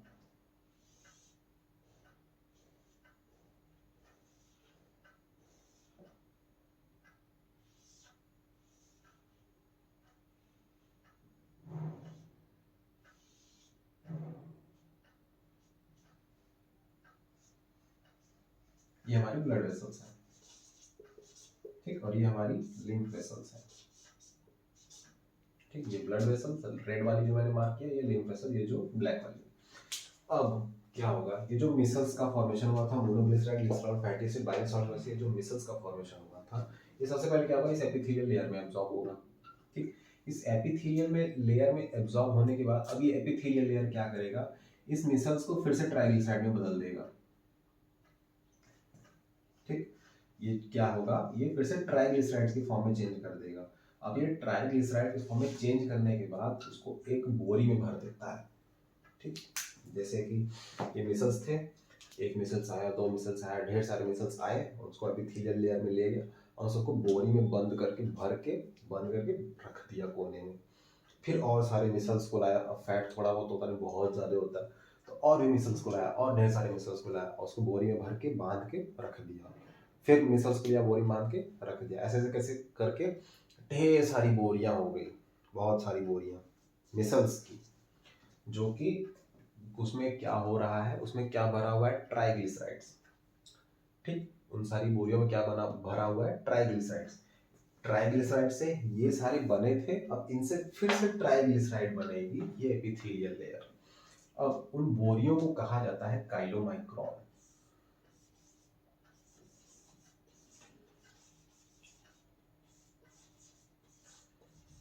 काइलोमाइक्रॉन्स। ठीक, वो जो ढेर सारी बोरियां हमने बनाई ट्राइग्लिसराइड्स की वापस से, उन्हें कहा जाता है काइलोमाइक्रोन। अब वो काइलोमाइक्रोन क्या करेगा, वो सिंपलर एब्जॉर्बल फॉर्म है। अब वो क्या करेगा, इस लिम्फ वेसल्स में एब्जॉर्ब हो जाएगा, ब्लड वेसल्स में भी एब्जॉर्ब हो जाएगा। ठीक, एब्जॉर्ब होकर हमारे ब्लड स्ट्रीम में जाएगा, ब्लड स्ट्रीम से होते होते होते होते हमारे लीवर के पास जाएगा, लीवर में के बाद फिर वो वहाँ से फिल्टर वगैरह होना हो तो हो, वरना लीवर में एब्जॉर्ब होगा, फिर या तो एडिपोज टिश्यू में जाकर हमारा ठीक एब्जॉर्ब हो जाएगा। ये था हमारा डाइजेशन ऑफ फैट। ठीक, काइलोमाइक्रोस हमारी एब्जॉर्बल यूनिट है फैट की। मिसल्स का फॉर्मेशन कैसे हुआ हमने देखा, हमने मोनोग्लिसराइड, ग्लिसरॉल, फैटी एसिड्स कैसे बने हमने देखा। उनसे पहले क्या था, फैट कितने पार्ट में टूटा हमने वो भी देखा, 3 स्टेप्स हमने बताए। इमल्सिफिकेशन ऑफ फैट, इमल्सिफिकेशन का फैट का मतलब क्या होता है, तोड़ देना, दब रगड़ रगड़ के। जैसे हमारे घरों में जो लोग गांव से बिलोंग करते होंगे उन्हें पता होगा, मट्ठा बनाया जाता है हमारे घर में, हमारी दादी लोग क्या करते हैं, डंडा लेके ऐसे ऐसे ऐसे ऐसे करती हैं, तो क्या होता है, मट्ठा बनता है, उसको क्या बोलते हैं, मथ देना। ठीक, उस मथ देने को क्या बोलते हैं, इमल्सिफिकेशन। समझ आ रही है, इमल्सिफिकेशन। ये हो गया हमारा डाइजेशन ऑफ फैट, हमारे यहाँ पे कंप्लीट। होप करता हूँ जैसे फैट एब्जॉर्ब हुआ है वैसे आपके माइंड में भी फैट का जो कॉन्सेप्ट है एब्जॉर्बल का वो एब्जॉर्ब हुआ होगा। नहीं हुआ है तो कमेंट करें, हम और भी सिंपलर वे में बताएंगे। अब हम आगे पढ़ने जा रहे हैं न्यूक्लिक एसिड के बारे में, न्यूक्लिक एसिड का डाइजेशन और एब्जॉर्प्शन कैसे होता है। आप देखते रहें और हम मिटार लें और आगे बढ़ें। ठीक, तो हमने ये डाइजेशन ऑफ फैट देख लिया। सबसे पहले हमने क्या देखा, डाइजेशन ऑफ फैट का 2 जगह एब्जॉर्प्शन हुआ। पहले फैट का हमने एब्जॉर्प्शन देखा एपिथेलियल लेयर में। ठीक, दूसरा हमने कहाँ देखा, लैक्टियल्स का, मतलब वो जो काइलोमैक्रोन्स थे उनमें क्या था, प्रोटीन था, और ट्राइग्लिसराइड्स का जो बोरियां बनी हुई थी जिन्हें हमने काइलोमैक्रोन बोला, उनमें प्रोटीन और ट्राइग्लिसराइड्स होते हैं। अब उन बोरियों का फिर से एब्जॉर्प्शन कहाँ हुआ, लैक्टियल्स में। अब इन लैक्टियल्स के बाद वो हमारा एब्जॉर्बल फॉर्म में फिर हर जगह जाके बॉडी में स्प्रेड होगा, हर जगह एब्जॉर्ब होगा। तो अब हम देखने वाले हैं digestion of nucleic acid. Digestion of nucleic acid. ठीक, क्या ये फ्रेम में आ रहा है, एक बार मैं चेक कर लूँ। हाँ, फ्रेम तो बिल्कुल सही है। अब देखते हैं, जब भी बात न्यूक्लिक एसिड की आती है तो सिर्फ हमारे पास पूरे बॉडी में सिर्फ 2 ही न्यूक्लिक एसिड है। एक तो हो गया डीएनए, इंटरमीडिएट का डेरिज नाजायज औलाद, और दूसरा हो गया आरएनए। ठीक, आरएनए, राइबोन्यूक्लिक एसिड। ठीक, एक है हमारा डीऑक्सीराइबोन्यूक्लिक एसिड, राइबोन्यूक्लिक एसिड। ठीक, ये 2 चीजें हैं न्यूक्लिक एसिड। अब देखते हैं न्यूक्लिक एसिड का, जब भी हम कोई खा रहे हैं उसमें न्यूक्लिक एसिड तो होगा ही। जैसे कोई फ्रूट खाया उसका न्यूक्लिक, पत्तियां खाई तो उसमें भी डीएनए आरएनए सब होंगे, तो वो सारी न्यूक्लिक एसिड है। अब देखते हैं, जैसे न्यूक्लिक एसिड है यहाँ पे, मान लेते हैं एक यो रहा न्यूक्लिक एसिड, यहाँ पे लिख देते हैं न्यूक्लिक, ये हो गया एसिड, दाऊद इब्राहिम लग रहा है। ठीक, न्यूक्लिक एसिड का जब भी डाइजेशन की बात है बहुत ही सिंपल है। ठीक, न्यूक्लिक एसिड का जब भी फॉर्मेशन आएगा तो सबसे पहले क्या होगा, ये चेंज होगा न्यूक्लियो, रेड कलर से लिखते हैं, इसे मजा नहीं देता, न्यूक्लियोटाइड में। ठीक, अब ये न्यूक्लियोटाइड क्या होगा, टूटेगा किसमें, न्यूक्लियो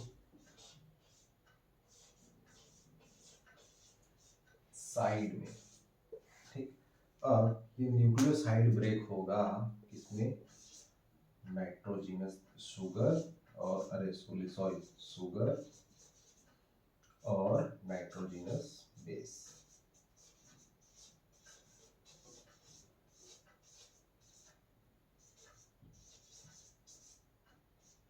ठीक, नाइट्रोजिनस बेस और शुगर। अब जब भी न्यूक्लिक एसिड से न्यूक्लियोटाइड में फॉर्मेशन होगा तो यहाँ पे सबसे पहले एक्शन होगा पैनक्रियाटिक जूस का।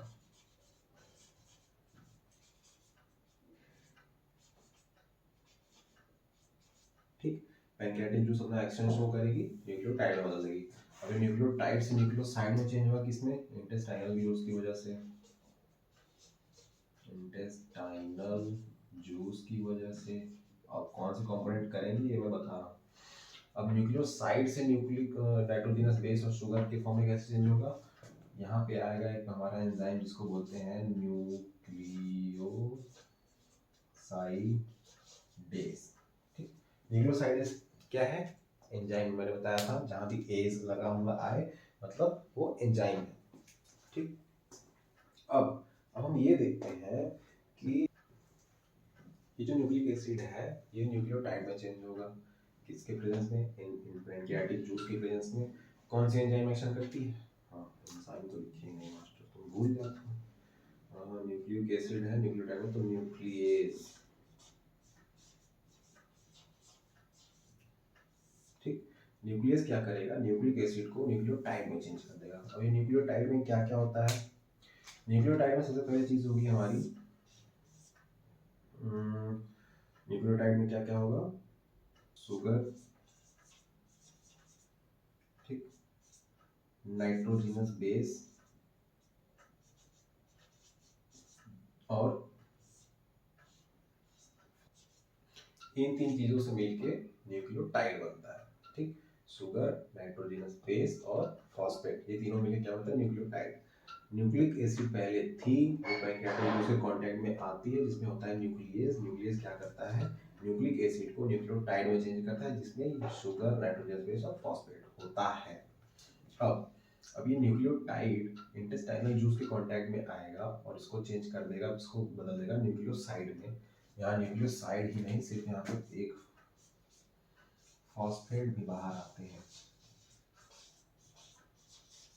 ठीक, ये जो फॉस्फेट है वो यहाँ बाहर आ जाएगा। अब ये न्यूक्लियोसाइडेस एंजाइम कांटेक्ट में आएगा और इसको शुगर और नाइट्रोजनस बेस में कन्वर्ट कर देगा। नाइट्रोजनस बेस वही है, प्यूरिन, पिरिमिडीन, वही सारी चीजें, गुआनिन, एडेनिन, थाइमिन, वो हो गया। तो ये हो गया हमारा पूरा डाइजेशन ऑफ न्यूक्लिक एसिड और यहाँ शुगर और नाइट्रोजनस बेस के फॉर्म में ये सिंपली एब्जॉर्ब हो जाएगा। अब हम देखते हैं, थोड़ा आगे बढ़ते हैं और अपना टॉपिक देखते हैं क्या है। नोट करना हो तो आप कर लें वरना हम तो मिटा देंगे। एंजाइम्स के बारे में आपको बताया दिया। न्यूक्लिक एसिड हमारा न्यूक्लियोटाइड के फॉर्म में, यहाँ पे न्यूक्लियस काम करेगा। कुछ छूट रहा है क्या? अरे यहाँ तो एंजाइम लिखा ही नहीं, क्या ही मास्टर, आज तुमको बहुत सुनने को मिलेगा। न्यूक्लियोसाइडेस,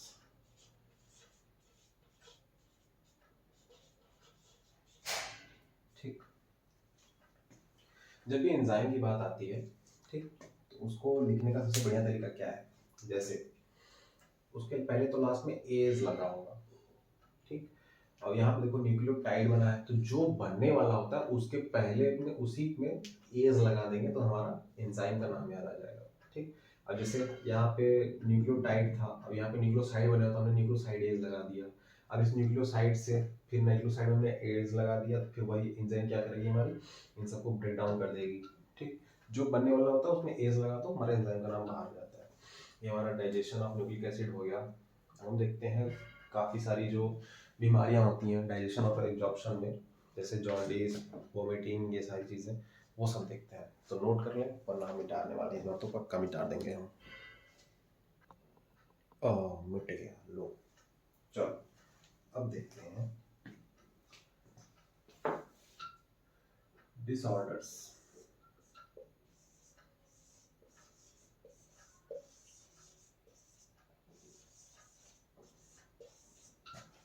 ऊपर नीचे लिखता हूँ क्या? डाइजेस्टिव सिस्टम, मेरे को लग रही है मैं ऊपर नीचे लिखता हूँ। अच्छा, डाइजेस्टिव सिस्टम में जो डिसऑर्डर्स होते तो बहुत सारे हैं, पर हमारा हम अपना एनसीईआरटी तक लिमिट रखते हैं। एनसीईआरटी में सबसे पहली डिजीज है हमारी जॉन्डिस।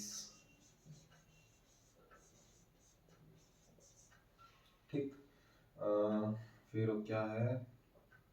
वोमिटिंग है,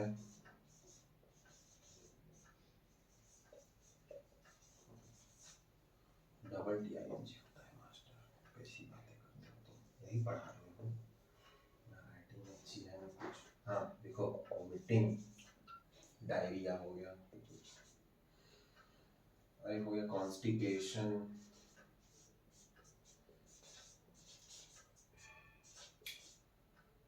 इंडाइजेशन,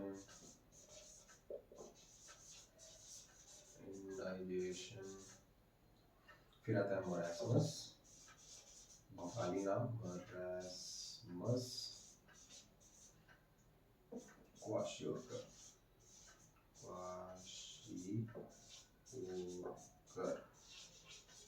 ठीक। अब इन सब के बारे में जानते हैं, दिख रहा है ना? हाँ बिल्कुल दिख रहा है, देखो। अब पहले आती है जॉन्डिस। जॉन्डिस को ही हम बोलते हैं पीलिया, मतलब इसमें हमारी जो आईज होती है, eyes and skin becomes yellow, yellow, yellow, ठीक। हमारी जो आईज होगी और जो स्किन होगी वो येलो पड़ जाएंगी। क्यों? क्योंकि जब हमारा लीवर में कुछ दिक्कत आ जाएगी, फंक्शन सही से नहीं करता, उसके बाइल सॉल्ट्स और जो बाइल होता है वो हमारे बॉडी में इकट्ठा होने लगता है, तो वो जॉन्डिस कॉज कर देता है। तो वो क्या करता है, हमारी जॉन्डिस में हमारी जो स्किन का पिगमेंटेशन वो थोड़ा येलोविश कर देते हैं, ठीक। अब बात आती है वोमिटिंग की, ठीक। अब है वोमिटिंग। वोमिटिंग क्या होता है पता तो सबको है, पर होता कैसे? वोमिटिंग इसलिए होता है जैसे कि हमने कुछ खाया, खाते खाते ज़्यादा खा लिया, उमच के खा लिया, अब खाते, या फिर कभी बाहर गाड़ी में जा रहे हैं, रास्ता बहुत लंबा है, पीछे बैठा दिया है ड्राइवर वाला कि पीछे वाली सीट पे जाके बैठो, अब वो झटका लगा, मूड घुमा, वोमिटिंग हो गई। तो इस वजह से होता है कि जो भी हमारे इंटेस्टाइन के जो रिफ्लेक्सेस चलते हैं, जैसे कि पेरिस्टालसिस चलती है, जब वो पेरिस्टालसिस जैसे आगे आगे चल रही है, ठीक, चलती गई चलती गई चलती गई, पेरिस्टालसिस डाइजेशन होता गया, लेकिन जब किसी कोराइड प्लेक्सस में कुछ उल्टे सीधे हार्मोन्स का रिलीज होना और इरेगुलर सिग्नल जब जाने लगता है हमारे डाइजेस्टिव सिस्टम में कोराइड प्लेक्सस के द्वारा, या फिर अरे सॉरी कोराइड प्लेक्सस कह रहा हूँ, जो भी सारे इंटेस्टाइनल प्लेक्सस होते हैं उनके द्वारा, तो वो क्या करता है, रिवर्स पेरिस्टालसिस शो कर देता है। मतलब जो खाना आगे जा रहा था अब वो पीछे आने लगा है। अब वो पीछे आने मतलब सारी मसल्स जो ऐसे ऐसे कर रहे थे वो ऐसे ऐसे करेंगे। अब खाना जब ऐसे ऐसे होने लगा तो नीचे से ऊपर आने लगेगा और खाना क्या होगा, बाहर, अंदर का मटेरियल सारा बाहर। तो ये होता है वोमिटिंग। ये होता है हमारा रिवर्स पेरिस्टालसिस के थ्रू, रिवर्स पेरिस्टालसिस के जरिए, ठीक। बाकी इन सब के बारे में एनसीईआरटी में थोड़ा थोड़ा लिखा है, आप पढ़ लेना, बहुत बड़ी चीज नहीं है, मैं इसको आसान भाषा में बता दे रहा हूँ ताकि आपको याद रहे। अब बात आती है डायरिया। डायरिया में क्या होता है, एनसीईआरटी में दे रखा है कि abnormal frequency of bowel movement, ठीक, abnormal frequency of bowel movement. जहां मैं लिख दूं एबनॉर्मल, अरे वाह क्या राइटिंग बनता है, फ्रीक्वेंसी ऑफ बाउल मूवमेंट, ठीक। मतलब जो हमारे बाउल मूवमेंट होता है, जैसे पेरिस्टालसिस वगैरह होती है, इनकी जो फ्रीक्वेंसी है, जैसे मान लेते हैं हर 3 मिनट पे चल रही है, हर 3 मिनट पे एक बार कर रही है, अब वो एबनॉर्मल हो गई, मतलब वो उसको इरेगुलरली चल रही है, बस चल रही है रुक रही है, चल रही है रुक रही है, तो क्या होता है डायरिया। इसमें सबसे बढ़िया एग्जांपल देते हैं वो एक हमारे टीचर हैं आनंद मणि सर, उनका सबसे बढ़िया एग्जांपल है abnormal frequency of bowel movement. इसमें सबसे बढ़िया एग्जांपल है आनंद मणि सर का, वो टीचर हैं बड़ी इंस्टीट्यूशन के, पर उनका एग्जांपल बड़ा अच्छा लगता है मुझे। इसमें बोलते हैं वो गरज के साथ छींटे आना, ठीक, वो बड़ा मस्त एग्जांपल है डायरिया को याद करने का। तो ये होता है डायरिया। इसमें हमारे जो फीकल मैटर में लिक्विडिटी होती है वो बढ़ जाती है, मतलब जो भी हम वाटर ले रहे हैं वो एब्जॉर्ब नहीं होता, हमारे फीकल मैटर में जाके इकट्ठा हो जाता है और हमारे फीकल मैटर बहुत ही लिक्विडिटी बढ़ा देता है वो, इसलिए वो गरज के साथ छींटे आने लगते हैं, ये होता है हमारा डायरिया। अब हो गया कॉन्स्टिपेशन। अब बात आती है कॉन्स्टिपेशन। कॉन्स्टिपेशन क्या है? जिसको मतलब कि खाना ले तो लिया अंदर, लग रहा है कि मतलब वॉशरूम जाना है बट हो नहीं गई। ठीक, जैसे कि हम लोग जब भी कभी बाहर की चीज़ें ज़्यादा खा लेते हैं, जैसे मैदा जब भी हम लोग ज़्यादा खाएंगे या फिर ब्रेड वगैरह का भी ज़्यादा कंजप्शन कर लिया, तो क्या होता है हमारे वॉल्स पे जाके, मतलब जो एनल स्फिंक्टर, एनस की जो वॉल्स होती है ना, उस पे जाके चिपक जाता है। तो उसको उस वॉल पे जब चिपका तो रिसेप्टर्स को तो सिग्नल मिलता है कि हाँ यहाँ पे वेस्ट मटेरियल है, इसको बाहर निकालो। बट वो एक मतलब बड़ा नहीं है कि मसल्स कॉन्ट्रैक्ट करके उसको बाहर निकाले। ठीक, इसलिए थोड़ा बोलते हैं कि हरी सब्जियां खाया करो, हरी सब्जियां से वेस्ट मटेरियल ज़्यादा बनेगा और उसको बाहर लेके आएगा। ठीक, इसलिए बाकी चीज़ें नहीं खानी चाहिए। कॉन्स्टिपेशन क्या हो गया? बावल मूवमेंट्स अकर इरेगुलरली। ठीक, कॉन्स्टिपेशन में क्या होता है? बावल मूवमेंट्स अकर इरेगुलरली। आती तो है पर आती नहीं। इंडाइजेशन क्या होता है? खाना लिए गए पार्टी में, खूब मच के खा लिए, एकदम गले तक खा लिए, नीचे से लेके ऊपर तक। अब इंडाइजेशन हो गया। जितना सिक्रेशन ऑफ एचसीएल का रोल होता है हमारे सर्कैडियन रिदम में है, उतना नहीं हो रहा है। तो क्या करेंगे? इंडाइजेशन होता है, मतलब खाना तो मजे का खा लिए लेकिन इंडाइजेशन नहीं हो रहा। इतना आप लोग नोट करते रहे। ठीक, इंडाइजेशन हो गया। इसमें क्या होगा कि जब ढेर सारा खाना ले लिए तो एचसीएल नहीं अच्छे से बनेगा, एचसीएल नहीं बनेगा तो एंजाइमेटिक रिएक्शन अच्छे से नहीं होती है। यहाँ पे लिख देता हूँ, व्हेन एंजाइमेटिक रिएक्शंस, एंजाइमेटिक करना when enzymatic reactions does not happen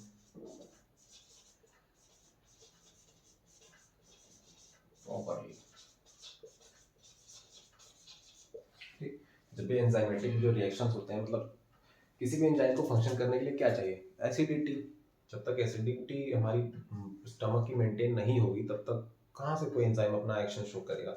इस सारे केस में क्या होता है, जैसे अब रोज हमारा पेट जो है वो इतने से खाने के लिए ही प्रॉपर एचसीएल रिलीज कर रहा है। अब एक दिन आपने इतना खा लिया, वो थोड़ा सा एचसीएल पता है कहाँ चले, कहाँ गया कहाँ नहीं, तो उस बार क्या हो गया, एंजाइम जो थे उनको अपना प्रॉपर एसिडिक मीडियम नहीं प्रोड्यूस हुआ। इसमें क्या होती है? एसिडिटी भी होती है, मतलब अब खाना ढेर सारा खा लिया, अब वो ऐसी बॉडी को उसको ठीक करने के लिए अपने से भी तो कुछ ना, तो एचसीएल को ज़्यादा रिलीज करेगी। ज़्यादा एचसीएल रिलीज करेगी तो क्या होगा? एसिडिटी बढ़ जाएगी हमारे बॉडी की, इसलिए एसिडिटी होती है। अब जब बॉडी एसिडिटी नहीं रिलीज कर पा रही, मतलब एचसीएल को ज़्यादा नहीं रिलीज कर पाए, तो क्या होता है? एक्लोरहाइड्रिया। ठीक, तो बहुत सारी दवाइयाँ दी जाती हैं तो इंडाइजेशन रहता है। अब बात आती है मरासमस और क्वाशियोरकर। ये दो ऐसे नाम हैं जो एनसीईआरटी में बहुत भौकाली है, मुझे सुन के ही बड़ा मजा आता है। क्या है मरासमस? मरासमस में क्या है कि ये जो होता है ना, ये सिर्फ इसको थोड़ा ऊपर लिखते हैं क्योंकि बहुत इंपॉर्टेंट से क्वेश्चन आते हैं। लेकिन हाँ, आप ये कॉन्स्टिपेशन और इनडाइजेशन दोनों में डिफरेंस ज़रूर रखिए, क्योंकि कॉन्स्टिपेशन में बॉवल मूवमेंट जो होता है वो इरेगुलर होता है, और इनडाइजेशन में और उसमें डायरिया में क्या होता है? एब normal frequency of bowel movement होता है। हाँ, डायरिया और कॉन्स्टिपेशन में डिफरेंस रखिएगा, क्योंकि ये दोनों क्वेश्चन जब आता है ना तो फंसाते बहुत हैं, इनका ध्यान रखिएगा। मैं मरासमस और क्वाशियोरकर को फिर से लिखता हूँ, तब तक आप नोट कर लें, वरना मैं इसको मिटा दूंगा। बस सुविधा के लिए फिर से खेल है। दरअसल मैंने पूरा लिख तो दिया, पूरा मैंने बता भी दिया, पर रिकॉर्डिंग ऑन नहीं थी। बट खैर, मैंने कुछ मिटाया नहीं है, सब बता देते हैं फिर से। हमारी जो डिजीज़ है वो है मरासमस और क्वाशियोरकर। ये दो बहुत ही, मतलब का नाम बड़ा अच्छा लगता है मुझे, बहुत ही ईजी डिजीज़ है। वो बच्चों में ज़्यादातर होती है, बड़ों में तो नहीं होती। मरासमस क्या होता है कि ये जो बिलो 1 ईयर, मतलब 1 साल से छोटे जो बच्चे होते हैं, मतलब 1 महीने से लेके 9, 10, 11 महीने या 12 महीने तक के बच्चे जो भी होते हैं, उनमें होता है। और इनमें क्यों होता है, जैसे कि जो भी इन्फेंट्स या फिर जो भी ये जो बच्चे हैं ज़्यादातर उन स्लम एरियाज में रहते हैं जो कि जिनका फैमिली बैकग्राउंड बहुत ही बेकार, मतलब कुछ अफोर्ड नहीं कर पाते, या फिर ऐसे केस में भी हो सकता है कि मदर जो है वो दूसरा उसकी सेकेंड प्रेगनेंसी चल रही है और उसकी जो मदर्स की जो मिल्क है वो रिप्लेस कर दी जाए बहुत ही जल्दी, मतलब बेबी आया 1 2 3 4 5 6 महीने उसको फीड कराया, फिर उसके बाद उसको रिप्लेस कर दिया, उसको खाना पीना खिलाने लगे या फिर कुछ और बाहर की चीज़ें खिलाने लगे, या कि अब दूध नहीं पिलाएंगे इसको, तो मरासमस वाली कंडीशन आती है। इसमें क्या होता है कि प्रोटीन कार्बोहाइड्रेट और फैट की डेफिशिएंसी जो कि मदर से मिल्क मिल्क से मिलता है, उनका क्या होता है कि मेंटल और फिजिकल ग्रोथ रिटार्ड हो जाता है। ठीक, ये इसको याद करने का सबसे बढ़िया तरीका है M for marasmus, M for mother's milk. ठीक, अब मदर्स मिल्क तो सिर्फ बच्चे ही पियेंगे, तो एक जो बिलो 1 ईयर्स ऑफ एज होते हैं, अब मदर्स की मिल्क नहीं मिल रही तो प्रोटीन और कार्बोहाइड्रेट फैट की डेफिशिएंसी होगी, जिससे उनका मेंटल और फिजिकल ग्रोथ खत्म, चौपट हो जाएगा। दूसरी आती है क्वाशियोरकर। क्वाशियोरकर क्या है, ये वो चिल्ड्रंस में होती है जो कि जिनका एज 1 से 5 साल तक है। ठीक, जिनकी एज 1 से 5 साल तक है उन्हीं चिल्ड्रंस में ऐसा होगा क्वाशियोरकर। उनमें मरासमस की कोई कंडीशन नहीं होती। उनमें क्या होता है कि डेफिशिएंसी और सिर्फ प्रोटीन, जैसे इनमें प्रोटीन कार्बोहाइड्रेट फैट हो रहा था, क्वाशियोरकर क्या होता है सिर्फ प्रोटीन की डेफिशिएंसी होती है। प्रोटीन की जब डेफिशिएंसी होगी तो प्रोटीन क्या, पूरी बॉडी तो प्रोटीन की ही बनी हुई है, जब प्रोटीन की डेफिशिएंसी होगी तो क्या होगा, वेस्टेज ऑफ मसल्स होगी, मसल्स की जो वेस्टेज है वो होने लगेगी। अब जब मसल्स की वेस्टेज होगी तो हमारी जो लिम्स हैं, मतलब उन बच्चों की जो लिम्स हैं, जो पैर हैं, लिम्स डिजिट्स हैं, वो क्या होंगी, थिन होने लगेंगी। मैंने लिखा है कहाँ, इसमें लिखा, उनकी जो लिम्स, मैं लिख देता हूँ, हाँ, वेस्टेज ऑफ मसल्स होंगी और लिम्स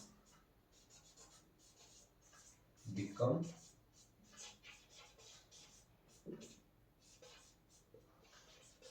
थिन। ठीक, जो लिम्स है वो मतलब हाथ पैर की जो हड्डियां हैं, जो मसल्स हैं, जब वेस्टेज ऑफ मसल्स होने लगेंगी तो जो लिम्स है वो बहुत ही पतली होने लगेंगी, उनमें मसल्स का कुछ मतलब रहेगा ही नहीं, प्रोटीन नहीं है तो मसल्स बनेगा। उनकी जो ग्रोथ है वो इनकी भी ग्रोथ मेंटली और फिजिकली दोनों रिटार्डेशन होती है, मतलब ये भी मेंटली फिट नहीं होंगे, ये भी मेंटली फिट नहीं होगा, ये भी फिजिकली फिट नहीं होंगे, ये भी फिजिकली फिट नहीं होगा। ठीक, ये 1 से 5 साल के बच्चों में होता है, ये 1 साल के बच्चों तक में होता है, ये मदर्स के मिल्क के ज़्यादा जल्दी रिप्लेस कर दिए जाने में होता है, या फिर कुछ लोग ऐसे भी होते हैं जिनको लगता है कि अब हमारा जो बेबी है वो 7 8 महीने का हो चुका है या 6 महीने का हो चुका है, उसको खाना खिलाते हैं, अब ये कितना दूध पिएगा, खाना खिलाते हैं इसको। भाई बच्चा है अभी, उसके अंदर तो कुछ एसिड का फॉर्मेशन हो नहीं रहा, कुछ बन नहीं रहा, अभी तो वो सिर्फ दूध पे ही डिपेंडेंट है, उसके अंदर सिर्फ रेनिन ही बनेगा। ठीक, वो और किसी चीज़ को डाइजेस्ट नहीं कर सकता, इसलिए कहते हैं mother's milk is very important for the life. तो ये रहे हमारे डिजीजेस डिसऑर्डर्स जो होते हैं डाइजेस्टिव सिस्टम में। होप करता हूँ आपको अच्छे से समझ में आया होगा, कुछ न समझ में आया तो कमेंट करें, हम आपको बताएंगे, ज़रूर बताएंगे। नोट्स तो आपको खुद बनाने पड़ेंगे, हम आपको नहीं देने वाले, क्योंकि जो बच्चे नोट्स नहीं बना सकते वो, हाँ, तो नोट्स आपको बनाने पड़ेंगे, आपको मेहनत करनी पड़ेगी, आपको पढ़ना पड़ेगा, हम तो सिर्फ हेल्प करने के लिए हैं। आपको कोई दिक्कत हो आप बताएं, हम हेल्प करेंगे, कमेंट करें, अपने दोस्तों के साथ शेयर करें। बाकी जो चीज़ें हैं हम तो हैं ही, आप बस बोलें हम आ जाएंगे। और एनसीईआरटी पढ़ते रहें, हमारे वीडियोस लेक्चर देखें, या तो दो काम करें, हमारे वीडियोस देखने से पहले एनसीईआरटी एक बार रीड कर लें, फिर हमारे लेक्चर्स देखें, उसके बाद एनसीईआरटी एक बार और रीड मार लें, आपके कॉन्सेप्ट क्लियर हो जाएंगे। ठीक, होप करता हूँ आपको वीडियो अच्छा लगा होगा, ये सीरीज मैंने जो बनाई डाइजेशन में जो ऑप्शन की वो भी आपको पसंद आई होगी, कहीं कोई कमी हो तो भी बताएं, हम उसके लिए हैं, हम मानेंगे। ठीक, बहुत बहुत धन्यवाद, आज के लिए बस इतना ही। होप करता हूँ आपको वीडियो अच्छा लगा होगा, मिलते हैं अगले वीडियो में बहुत ही इंटरेस्टिंग टॉपिक के साथ। Bye bye.